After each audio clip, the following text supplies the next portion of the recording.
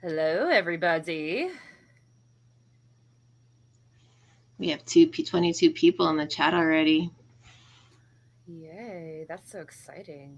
Do you want to go first or? Yeah, sure. Yeah, it's 4:20 if you are on Mountain Time. So it is time to get started. Thank you everyone for coming to the Mary Janes and Introduction to Marijuana. My name is Meredith. I go by Mary Berry on Instagram. And I have been wearing Lolita for almost 2 years, so I'm fairly new to the J fashion community, but I've been loving it. I've been having a great time, and I'm super excited to talk to you guys about something that I am very passionate about. And then I've got Nicole Um, with me. If my you'd name like is to introduce Nicole. yourself. Oh, Sorry. my name is Nicole. I have been wearing Lolita for about 10 years, which I said in my other panel. I'm actually straight edge, so that means that I don't smoke or do any kind of drugs or drink. I actually don't even, I try to avoid cough syrup even. So, yeah, I take that pretty seriously. And I've been straight edge for I've been straight edge for about 10 years actually, like a little bit longer, maybe 11.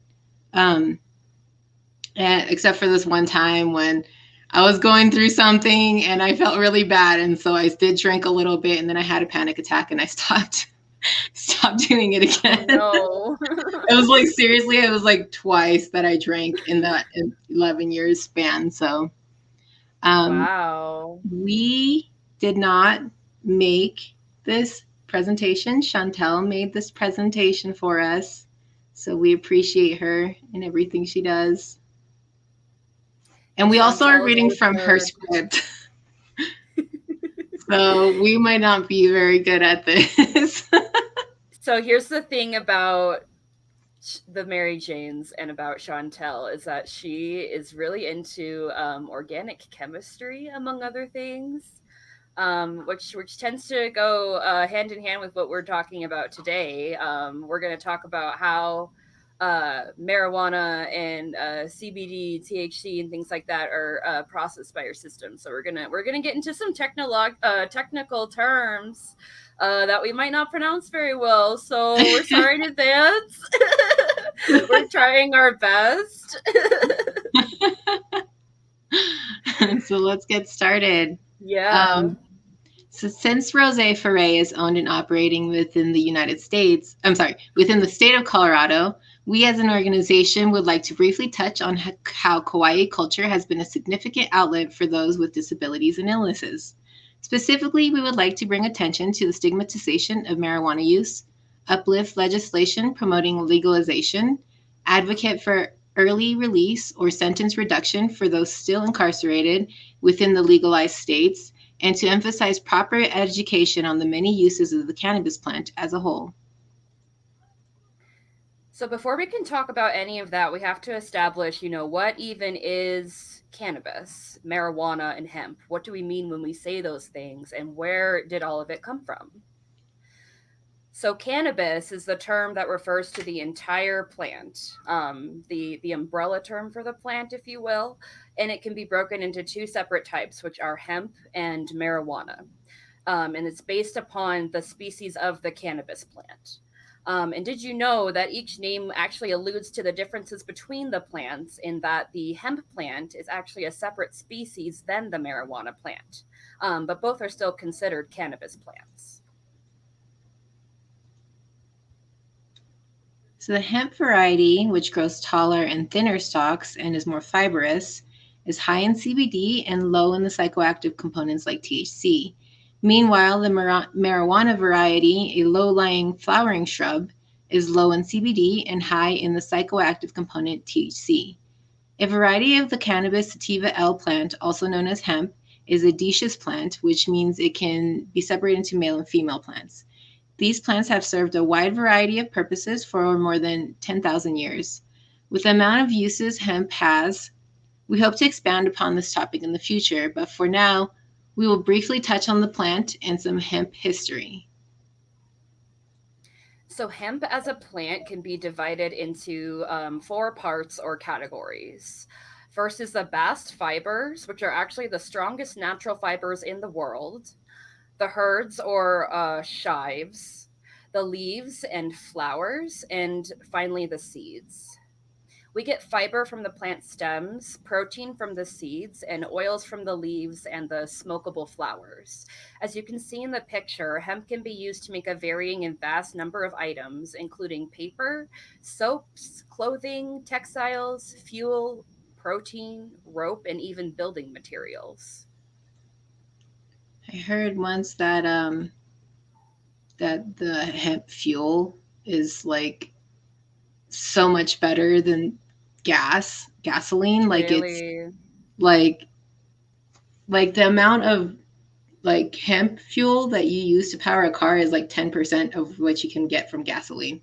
If you get what I'm saying, like you only have to use like 10% of Yeah. it to reach the amount of gasoline. That is so efficient. 10 times. Holy. Yeah. That is that's Yeah, and it wild. burns cleaner, obviously.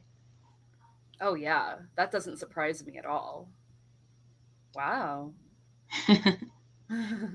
I know it's definitely a miracle plant. For Hemp has sure. been cultivated on a global scale for thousands of years. Some of the earliest known prolific uses of hemp began in China about 10,000 BCE, where it was used for making clothing, rope, and paper. The Yangshao people, who lived in China from roughly 5000 BCE, wove hemp and pressed it into their pottery for decorative purposes. From about 5000 to 300 BCE, the plant was also grown in Japan and used for fiber and paper. The oldest documented evidence of hemp cultivation is a rope, which dates back to 26,900 BCE and would be found in today's Czech Republic. Industrial hemp has grown in the US since the first European settlers arrived in the early 1600s. However, this fact is widely debated because hemp has been discovered in Native American civilizations that predate the colonizers' arrival. George Washington, Thomas Jefferson, and John Adams all grew hemp and actively advocated for commercial hemp production. And the Declaration of Independence was even drafted on hemp paper, believe it or not. I actually had no idea about that. That was pretty interesting to me. That's why that's why Nicolas Cage wanted to steal it. Just kidding. Just I can't believe that Lin Manuel Miranda just glossed over that in his musical, man. Like, I know he could have rapped about that. what a that could have been a dope song. I This whole mean, panel is dope. How about that? yeah, take notes, Lin. However, in 1937, Congress passed the Marijuana Tax Act that limited the previously imposed legality. This tax act and its licensing regulations made hemp cultivation difficult for American farmers. As the chief promoter of the Tax Act, Harry Anslinger began promoting anti marijuana legislation around the world through misinformation, racism, and fear. Then World War II came. The attack on Pearl Harbor shut off foreign supplies of manila hemp fiber from the Philippines, and the government formed the War Hemp Industries Department to subsidize hemp cultivation. Oops, I'm getting ahead of myself. I'm sorry. We just got a preview. It's all good. While the US government understood and acknowledged that industrial hemp and marijuana were in fact distinct varieties of the cannabis plant, the incredibly restrictive Controlled Substances Act of the 1970s no longer officially recognized hemp as distinct and separate from marijuana, even though there was a specific exemption for hemp in the act. We will touch briefly on this act in the next section. Recently, however, the court case Hemp Industries Association versus the DEA has reestablished government acknowledgement of distinct varieties of cannabis and supports the exemption for hemp.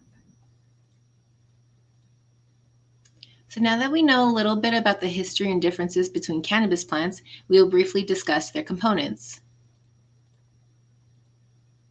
Within cannabis, there are around 144 cannabinoids or components to the cannabis plant, all of which exhibit varying effects.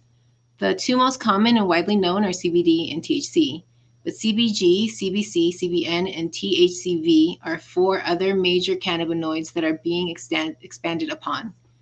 We hope to discuss many of these other cannabinoid components in the future, but we'll briefly touch on the two most common components, THC and CBD.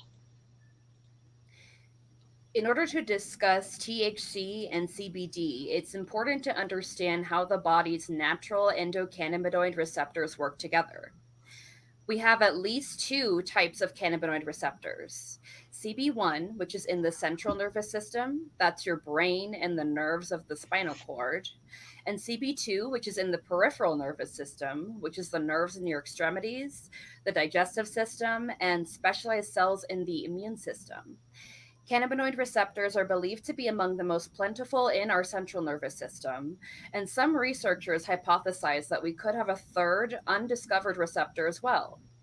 Our endocannabinoid system is actually so complex that we as mammals naturally produce our own CBD, which is most commonly found in breast milk.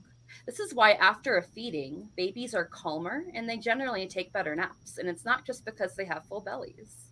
I thought that fact was so adorable because I work with children, and now every time I look at the infants I work with, I'm just going to think that they're loaded up on their CBD for the day and They're they're little taking high a nice babies. little nap. They're little high babies taking a Oh, no, rest. wait. No, they're not because CBD is not I a know, not really. psychoactive. CBD doesn't get you high, No, but yeah, I actually take CBD every night.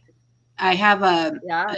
I have PCOS, which is a hormonal imbalance, and there's like this thing like you get a lot of They just call it inflammation. I don't know what exactly is inflamed, but CBD apparently Mm. helps with that. So ever since I've been taking it every night, it has helped a lot with a lot of my symptoms, like the headaches mostly. Oof, yeah, But yeah. I also have like other things like very often I just feel very, very tired, like the most Mm. extreme fatigue ever. That has helped a lot with that. CBD That's is good for awesome. endometriosis. This is correct. And also, yeah, our little guy is called Mota-chan. Mota is like the slang word for marijuana in Spanish. So that's why I called him Mota-chan. And he's non-binary. He's so you can use any pronouns. You can use she, you Oh can use yeah. they, you can use anything. Moto-chan is whatever. Moto-chan's here for a good time. They're chill. They're chill. You have to be. Yeah, yeah, you have to be. THC is the psychoactive or intoxicating compound found in cannabis. When smoked through a process called decarboxylation, natural THC is converted into a different form, delta 9 THC, that binds to CB1 and CB2 receptors in your body.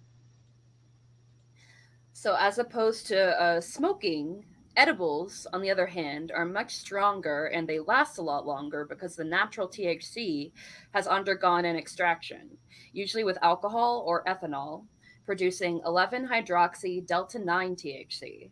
This reason is why many THC users report feeling much higher, often to an uncomfortable degree, when using edibles, and it is recommended to be taken in smaller doses. I will say I will vouch for this. Please be careful when you take edibles, especially if you've never had them before. It's such a different experience. I don't know if everyone feels the same way, but it can be pretty intense, and you wanna pace yourself if that's if you don't want to smoke, if you want to go with edibles. That's when Just throwing people that out there. that's when people say this edible ain't shit. By the way, Yeah. I only know about marijuana because I live in Colorado and I have friends. My partner has a he has what's it called? It's like diabetes, but the other thing, hypoglycemia. Hypoglycemia is like the Oh, opposite of diabetes. So instead of producing insulin, he go like burns it up too quickly. And so very often he wakes up very sick, like nauseous, and he can't eat for several hours. So if he wakes up at 7, normally he can't eat until probably around noon.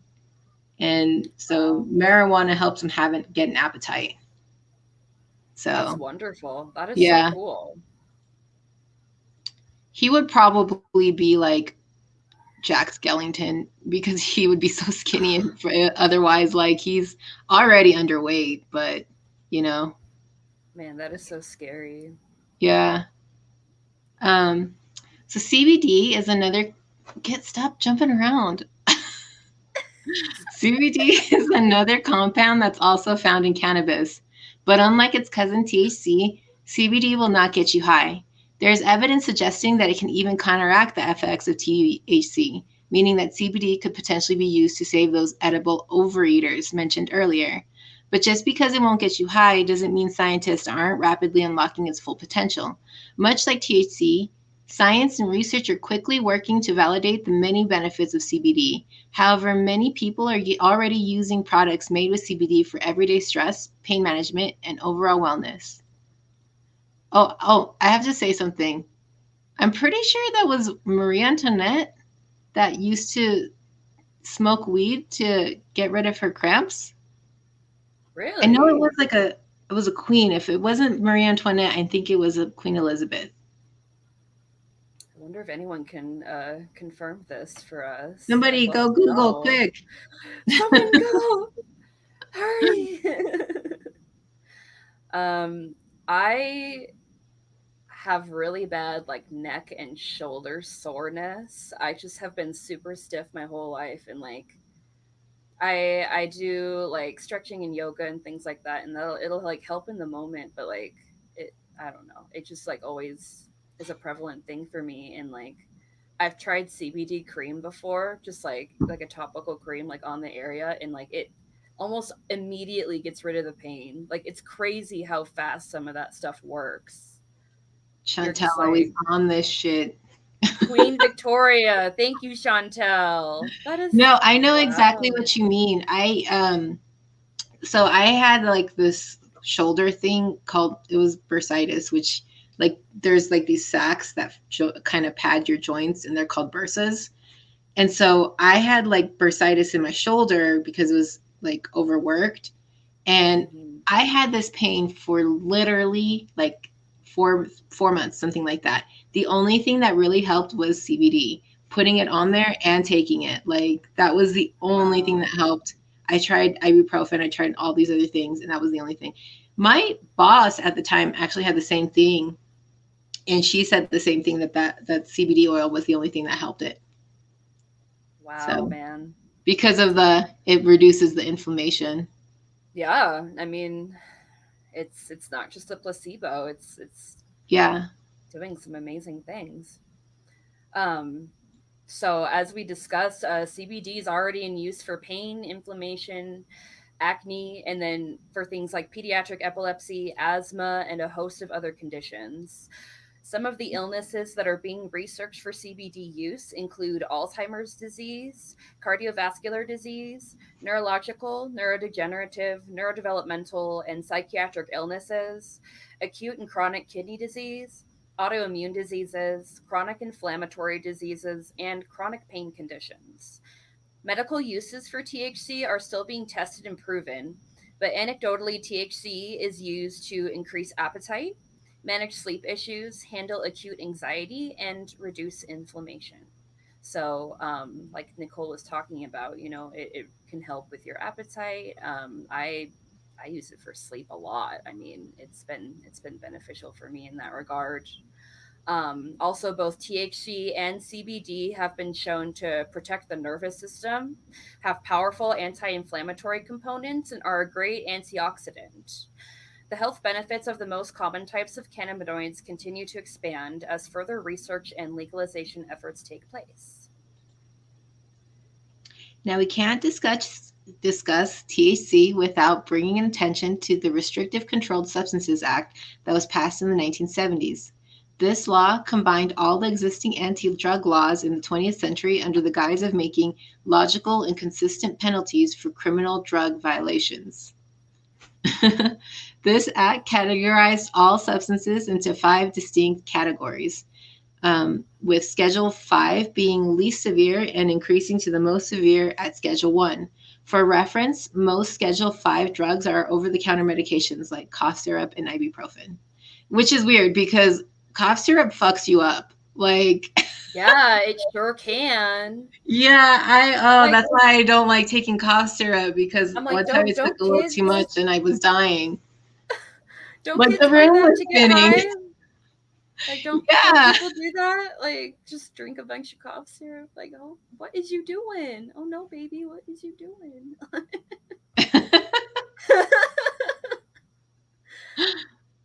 So, the most lucrative, restrictive, and widely debated categorization is putting marijuana in the most dangerous, cannot be used safely, has the greatest potential for abuse, and has no established medical usage category. The Schedule 1 class, along with heroin, LSD, psilocybin, and other hallucinogens. Meanwhile, opium, codeine, morphine, cocaine, and PCP remain in a lower schedule class. Since the Controlled Substances Act was passed in the 1970s, at the federal level, marijuana today still remains a Schedule 1 substance, subjecting people involved in marijuana activities to hard penalties and preventing a range of scientific research that could upend decades of propagandized misinformation driven by racism and fear. As legalization efforts take hold in states across the nation, it is critical for us to continue examining the extent of racial bias in the enforcement of these marijuana laws, specifically against Black and Latina populations. According to the FBI/Uniform Crime Reporting Program, data presented in these charts, as of 2018, Black people are 3.64 times more likely than white people to be arrested for marijuana possession, notwithstanding comparable usage rates, according to the Substance Abuse and Mental Health Service Administration. In 2018, South Dakota, South Carolina, and Wyoming were the top 3 states with the highest marijuana possession arrests, while Montana, Kentucky, Illinois, West Virginia, and Iowa had the highest racial disparities in marijuana possession and arrest rates.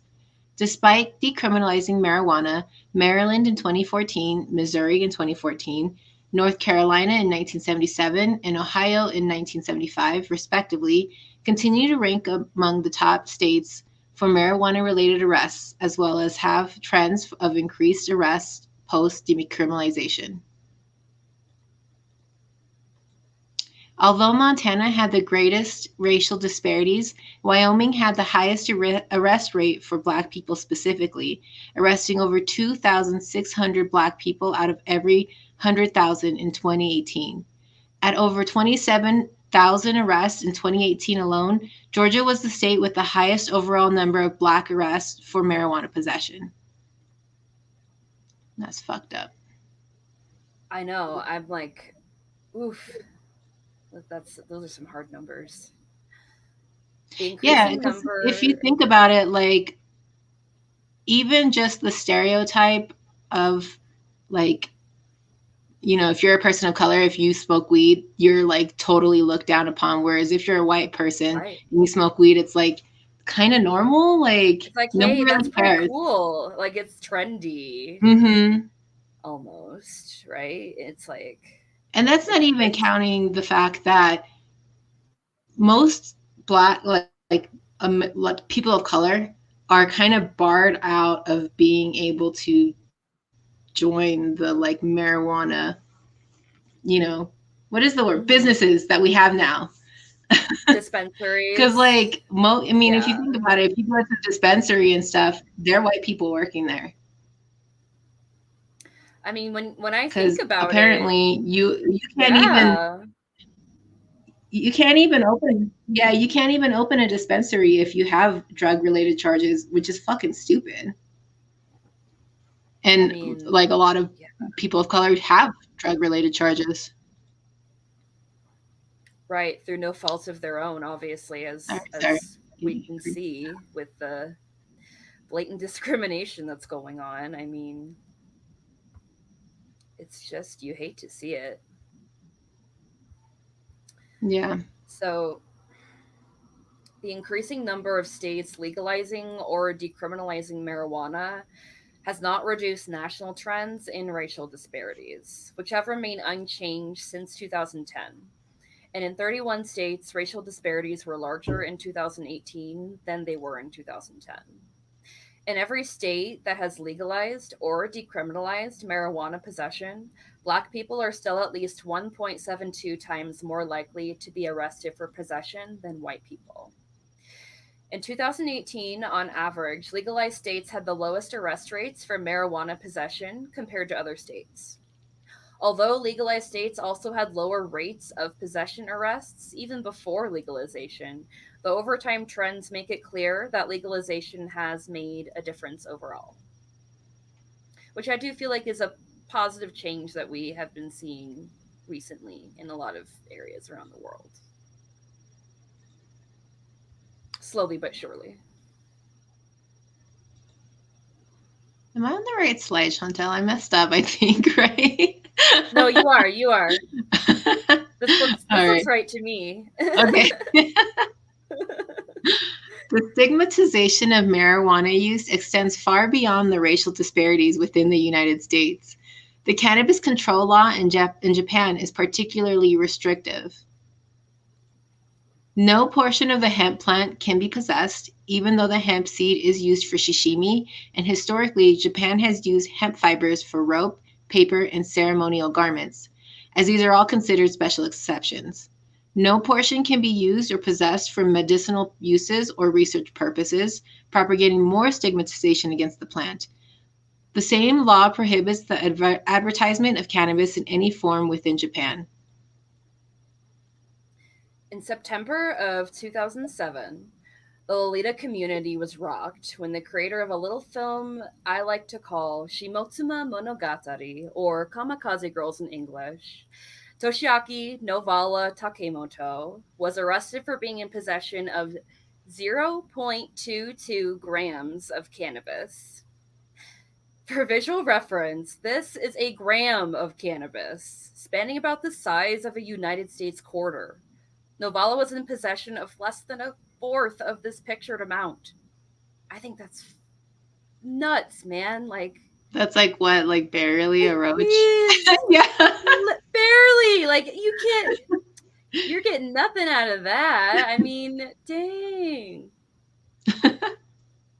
My question is how he had that little in the first place. I know he must have like been finishing it. He was like trying to smoke it fast before they He's came. trying to finish it before the cops come by. He's like, oh. Fuck. Rest in pieces, man. It's such a shame. The author and fashion designer was in violation of the restrictive cannabis control law, retaining an arrest record, and was removed from any affiliation with Baby the Star Shine Bright, such as his Poor Lolita and Hello Kitty lines that had just been released during that time. These items were part of his Poor Lolita and Hello Kitty lines, in which Novala made both a gothic and sweet version of Hello Kitty and Lolita. Takemoto's website was also shut down for an extended period and replaced by an apologetic letter for his visitors, but has since reopened. I'm obsessed with these things, man. Nicole and Chantel can vouch for it. Every time we rehearse this, I could not stop talking about They're like super these cute. freaking little Hello Kitties. Oh my gosh, are you kidding me? I think in 2007 was that trend where Hello Kitty started being on like really random stuff. And I think that that's when that vibrator came out with Hello Kitty. Oh, hell yeah, man. You know what I'm talking about?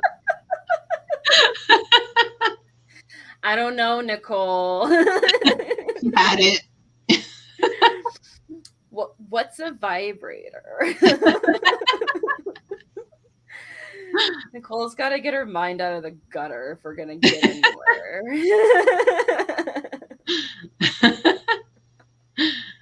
I believe you though. I totally believe that exists. I'm going to have to find it. We'll I find it. Oh yeah.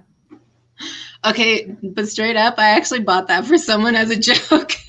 Oh So it was so funny because they were just like joking about how they wanted it. I'm like, all right, I'm gonna get you it. Hey, careful what you wish for, man. Here I They had come. so many colors too. There was black, pink, No way. oh, hot pink, and I think the other one was red, something like that. Man, you get a selection. You get to make this vibrator your own. Purple, that was it. It wasn't red, it was purple. I remember now. Okay. That's a little less jarring than like a Okay, back bright to this. Back red. to Yeah, we've strayed a little bit. Maybe we could talk about weed a little bit.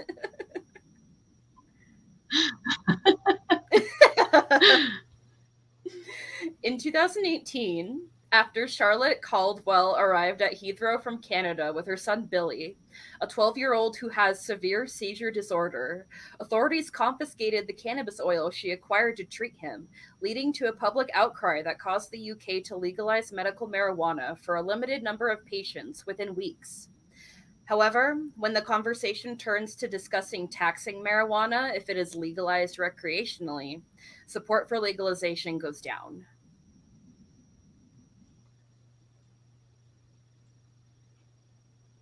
I'm on the wrong slide, aren't I? No, that's the No. right slide. I went back. I went far right. That's it. Okay. Yeah, yeah, Sorry. yeah. according according to the 2018 survey, 59% of the British public supports cannabis legalization, but the political dynamics that have made legal marijuana all but inevitable in the US are absent in the UK. While there are racial disparities in both countries, the UK has not had a war on drugs in the same way America has, nor do they have an opioid crisis being pushed out by the desire to use CBD for chronic pain. Currently, if found in possession of marijuana within the UK for non medical purposes, violators can face up to 5 years in prison, an uncapped fine, or both. With less conversation about the usage of marijuana and CBD, the UK could take a number of years before considering legalization in the same way America has.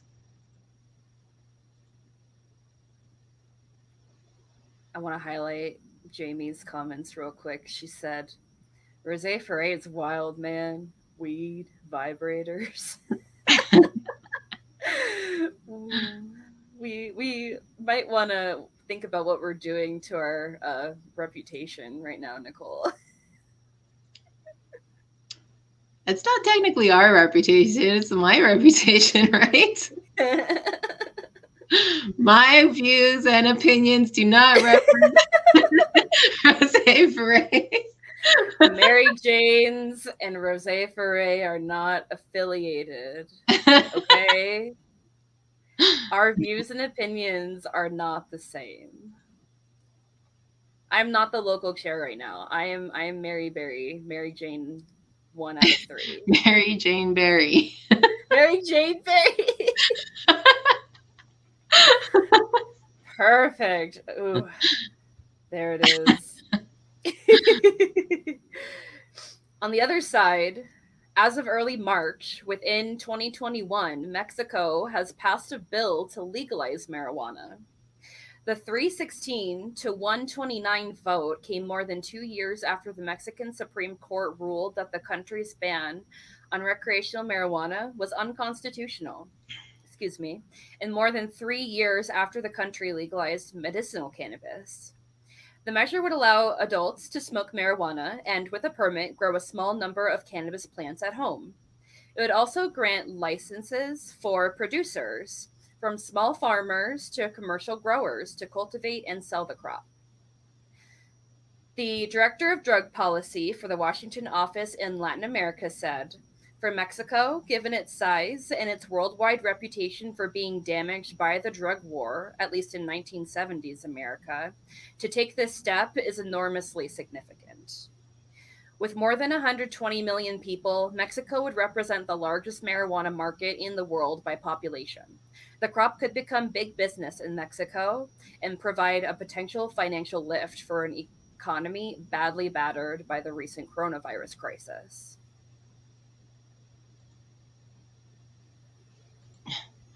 However, while the bill mandates the small farmers and indigenous people be given priority in licensing, without additional state policies to tackle organized crime, particularly in areas where marijuana is grown, such well intended requirements may not have a meaningful impact for farmers in the regions controlled by cartels. Security experts agree that the law's practical impact on cartel violence will likely be minimal as the crop has become a relatively small part of the Mexican drug trafficking business, with cartels focusing more on profitable products like fentanyl and methamphetamines.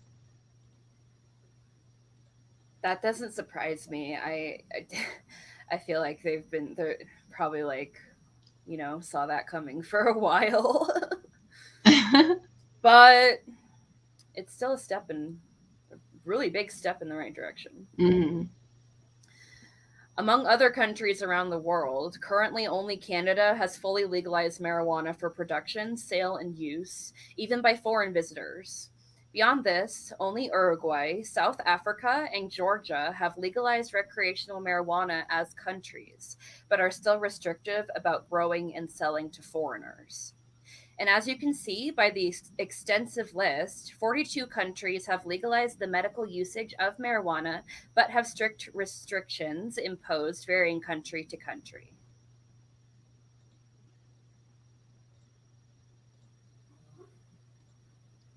William James famously said, "Your personal style is more attached to your identity than your home, family, or where you're from." Studies have shown that wearing clothes that you like and makes you feel good will elevate your mood and boost your self-esteem. Some people have even been reported using their style and clothes to cope with anxiety, depression, and other mental illnesses. Taking care of your appearance is also linked with feeling good about yourself. Basically, it's self-care. A specific substyle of Japanese fashion that draws particular attention to this concept is menhera. I love Menhera. I'm so excited I get to talk about it. Um, Popularized by the artist and fashion designer Kua Oyasumi, the name itself is a slang word that combines mental and health and was given to the members of the mental health community, referring to a subculture centered around a certain style of vent art and fashion. Society assumes that if you look good appearance wise, there can't possibly be anything wrong with you.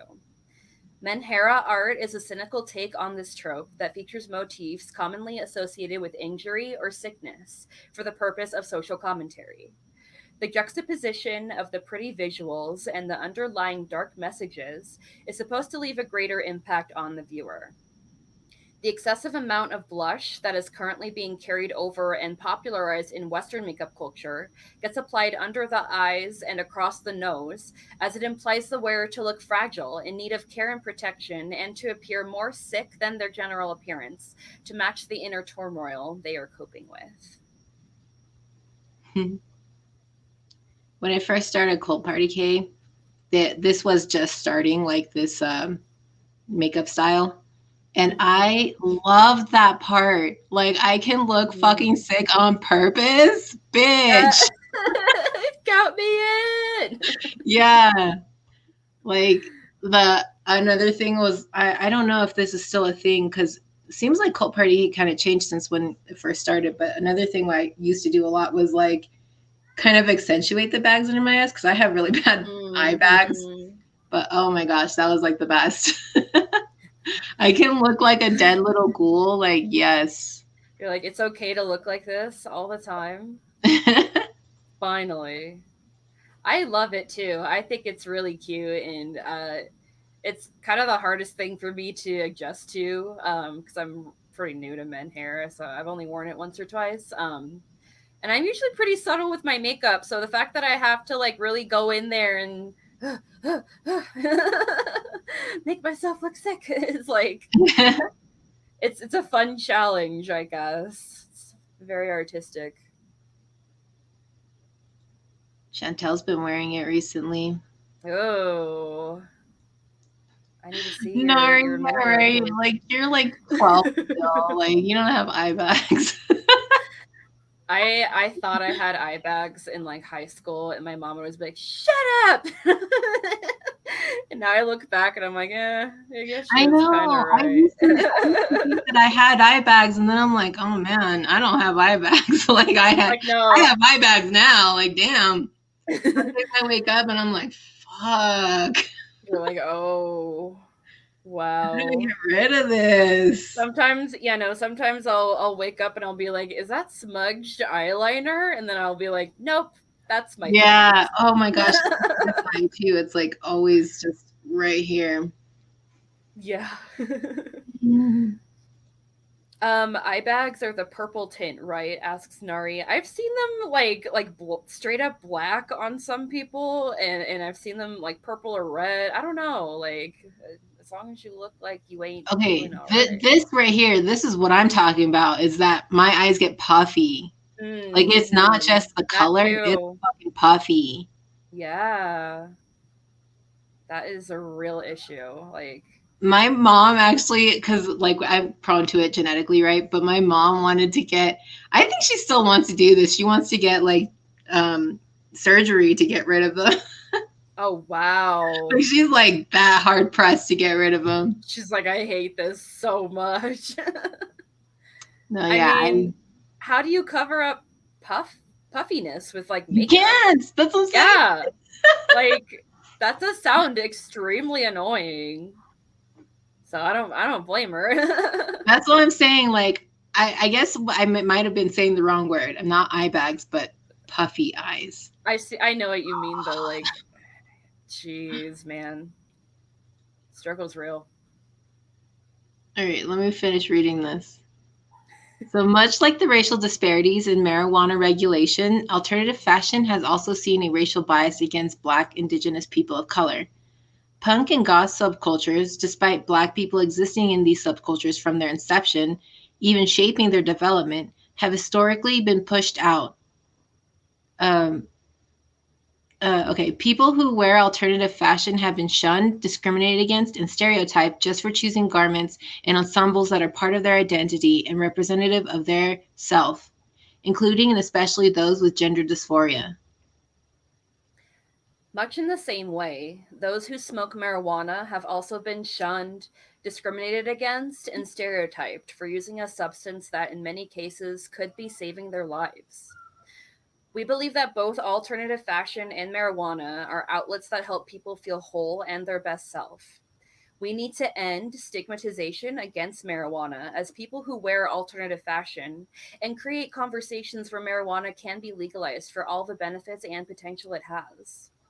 We really hope that this panel has been informative for you guys, and we hope to continue to advocate for legalization, research, and proper education and destigmatization of the cannabis plant. Thank you guys so much for listening. We've got about 15 minutes left, so we're going to open up the floor for any questions or comments you guys might have for us. Oh, I'm seeing red lipstick and then foundation over it to cover up like puffiness or eye bags or something. And I don't know. I've seen that work for like small tattoos and things like that. But I've never really tried it myself. Thank you. I'm glad you Thank you for enjoyed. enjoying this panel. Yes, thank you for Yeah. watching. Such a relief we're not just speaking to the void. I have to say, Chantel dabs. I have to call her out on this. Dabbing is such crack culture for me. Okay, okay. I just recently we just recently got the dab rig out for the first time in like years because I hadn't done a dab in so long. And for those of you who don't know what a dab is it instead of grinded up flour that you smoke THC concentrate. And that shit is like no joke. That is not like that is pure THC in a container. Like there is no buffer. So you get that and you basically light the bowl with like a fucking butane torch until it's like hot. You swirl around your freaking crack cocaine in your little bowl and you take a hit. And like I totally agree, Nicole. It feels like some like hood rat crackhead Yeah. shit every time I do it. I've seen it done, and I was like, what the fuck? It's so scary. At first, I was like, "Oh my gosh, what are we doing?" And then I'm like, "Okay, Are you sure it's real drugs? I know." But like, man, this is a point of no return. I mean, That's jeez. right I'm I'll out myself to help Chantel feel better. My tolerance is so high that I could probably do several dabs in a day and be fine as well. But I haven't tried it in a while. It's kind of now. Man, the it's so process. crazy, like all the stuff that they're doing now with marijuana. Because I was talking to I some, like one of my know. friends from the UK, and I had said something about, I think I mentioned dabbing. Like I was like, oh yeah, like I always say, like it's crackhead shit. And then I was Mm-hmm, like, oh, you mm-hmm. have to get this thing called earwax. I don't know if you guys have it there. Obviously, you don't. I had to explain earwax to him, and I was like, oh, there's this other one called shatter, which is the same thing, but it's hard. They're like, what? What is this Yeah. vocabulary? That's Honestly, that's the official vocabulary too. I know. We should have had like an index at the end of this panel with like vocabulary terms because like when I first started being a stoner essentially, when I heard like fellow stoners talking about stuff like that, I would just like black out. Like I have no idea what they're talking about. I'm like, what? Like it's so intimidating, like the different ways you can consume leaf Yeah. these days. When we went to when we went to Mexico, Nick had this one of like a little vape pen that had the like, the Hmm. marijuana oil in it. I think he told everybody that it didn't have THC. I think he told them it was just CBD. And my Uh-oh. brother, like, he was like, "Oh, let me hit that." And I was like, "Oh my gosh." Uh-huh. I didn't know Oh till later that no. it did actually have THC in it. And I was like, damn, and I bet he knew like immediately that that wasn't. Of course. Especially if you're not like used to THC, you know immediately like, okay, this is Oh not no, right. no. My family, all of my siblings do stuff like that. I'm the only one who Oh, doesn't. do they? I Yeah. see. My sister actually, she's a lot like you. Like she really wanted to work with children, and Mm. she was arrested once for, okay, this was her charge, smuggling marijuana over the border. Okay, so she got arrested Wow. in Arizona for that, and she Uh-huh. was barred from. So she like went to school. She had like taken classes for childhood development, all this stuff. She had a job lined up. They did the background check that came up, and even though it was Mm-hmm. like 10 years before, she was not able to get the job. Yeah, Man, that hurts me on a personal level. yeah, For those of you who don't know, I'm an early childhood teacher by day.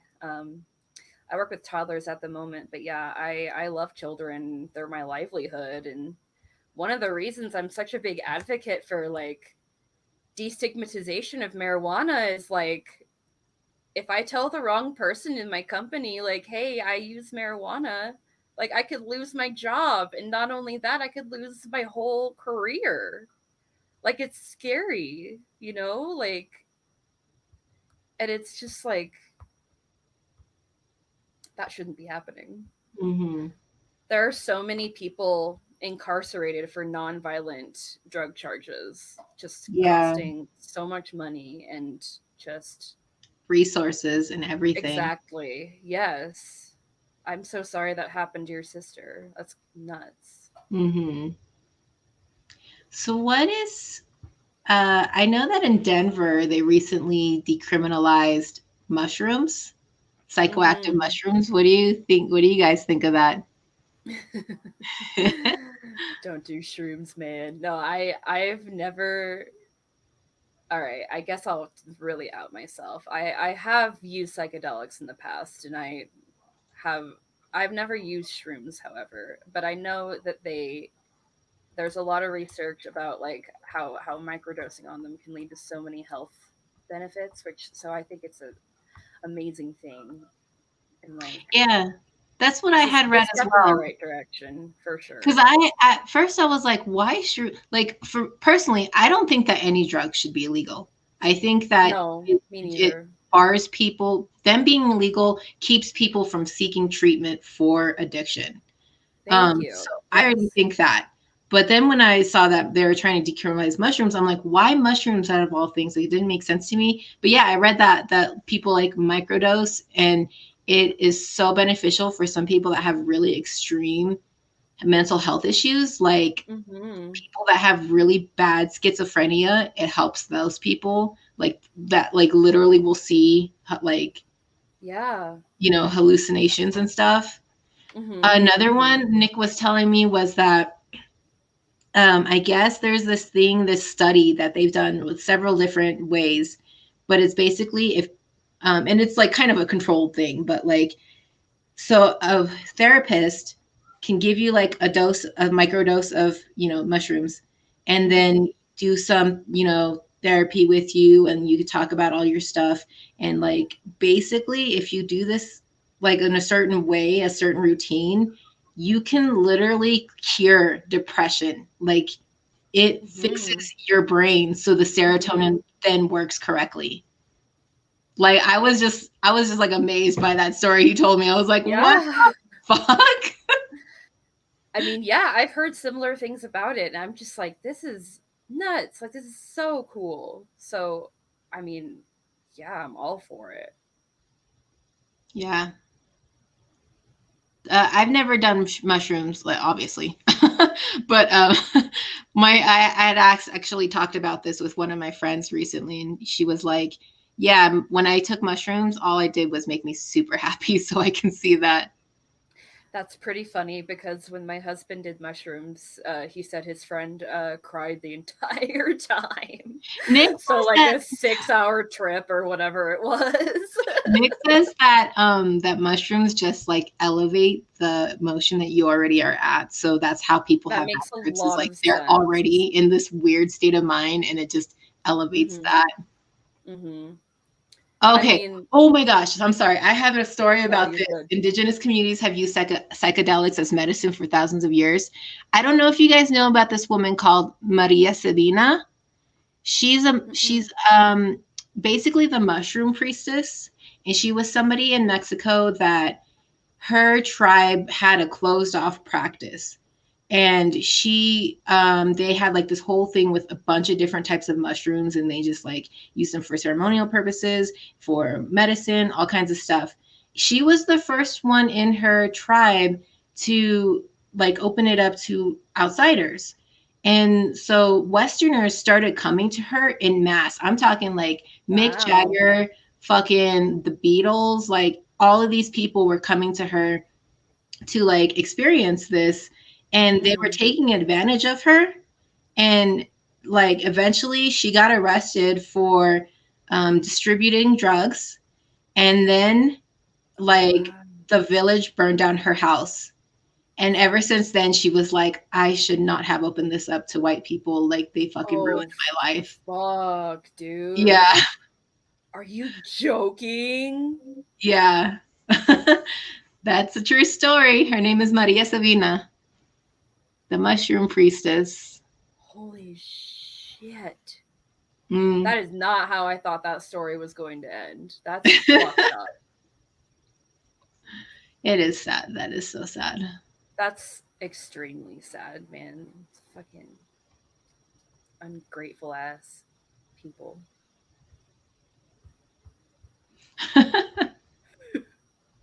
The story gets me heated. I think we kind of strayed a little bit too far from the marijuana stuff, have we? Or Uh, we were. I mean, I would say like psychedelics can lend themselves to marijuana. I mean, that in itself is a mildly psychedelic drug sometimes. I mean, I've always argued that edibles give me a very psychedelic experience compared to like smoking flower or concentrates. I don't know. I like Chantel said, the way that the THC is ingested is or processed or whatever. See, this is why we didn't write the presentation. says But it's it's such a, yeah, exactly. THC is categorized as a mild hallucinogenic, so we didn't stray too far, right? I guess not. Huh. We have 5 minutes left. We have 5 minutes. Or if anyone has any other questions, we'd love to hear them. We could also, I mean, I'm happy to talk to anyone who wants to talk more about weed on my Instagram, and I'm sure Nicole would be happy to answer any questions y'all might have at the after the panel's over. Yeah, I just know stuff. I don't use it. That's great. I use it and I don't know stuff. Perfect team. That's why I we know. started this. I feel like Nicole and I balance each other out so much. Like I know, and then I'm also like gothic, and you're like. I know, like like appearance wise, like she's very gothic and I'm very sweet. And I can be kind of like timid and a little bit of a doormat if I can be honest. And then Nicole's just like, no, let's go, let's do it. And I'm like, okay, let's do it. It works. It works. They said we have awesome chemistry. Oh, thank you. That's good Also, to know. we wanted to point out that I'm a Latinx person, and Meredith is also part Black, so this was also a good thing to throw out there. Yeah, yeah. Because we thought we were pretty good representations for, you know, the destigmatization aspect of it, especially. I mean, yeah, Nicole's seen it happen in her own life with her own family. So it's real, it's happening. I don't want to end the panel. It's such a sad note. I know. We still have 3 minutes. I know, right? Can't wait for the Mary Janes to get together again. I know, we were thinking that we could do like a series because there's so much more to talk about. I mean, this was just an introduction. We could talk about all the different ways to consume marijuana. We barely talked about like concentrates and vaporizers and all of that stuff and how it relates to society. Yes, the fashion walk is happening next. Coming up next is Fashion Walk Part 2. Due to some technical difficulties, we are streaming it again. Yeah. We're gonna do those beautiful outfits justice, and we're excited. This is called high tea, just so you know. Yes, it is. It is called high tea. I've thought about maybe not an edibles tea party because then I'd be tempted to eat all of the edibles and that would not end well for me. But you know, like a tea party with weed. Like I can't think of a better combination in my opinion. We need a disclaimer for me. I would die. I know. Don't give Nicole any edibles. I'm just not invited to the high tea. No, Nicole's our trip guide. I'm always the DD. I get DD a lot lately because I don't drink very much. So if we're going out to the bar, I'll usually be the one driving. But I mean, when weed's in the equation, you shouldn't drive at all. Yeah. Yeah, I'm always the D in every situation. I mean, obviously, but probably every situation Nicole's the DD. Yeah. Yeah. Sounds about right. That's okay. It is what it is. Wow, this panel was so informative. Thank you. Thank you. We're so happy you think so. We're so glad you guys had fun and learned a little something about the wonderful world of cannabis and marijuana. Why don't you like drinking? Why don't I like drinking? I don't know. No. Like, Chantel. Oh, no, Chantel. Why does Chantel not like drinking? I mean, but you too. Like, obviously, you can answer. Why don't you like drinking, Mary? I like drinking from time to time, but I find that like it makes me a lot more tired and I get more headaches when I drink. Whereas when I smoke, I don't get those side effects so super often. Mm. I don't know. I tend to feel yucky after too many drinks these days. And yeah, like Chantel said, it's just not really my thing. It's feeling drunk is a lot different from feeling high, and I don't really like the feeling of being drunk anymore. I like it from time to time, but Lucky with insurance. Okay, thank you. Thank you, everyone. We're leaving now. Watch yes. the fashion walk right now. Thank you. Bye. Currently, bye. Thank you.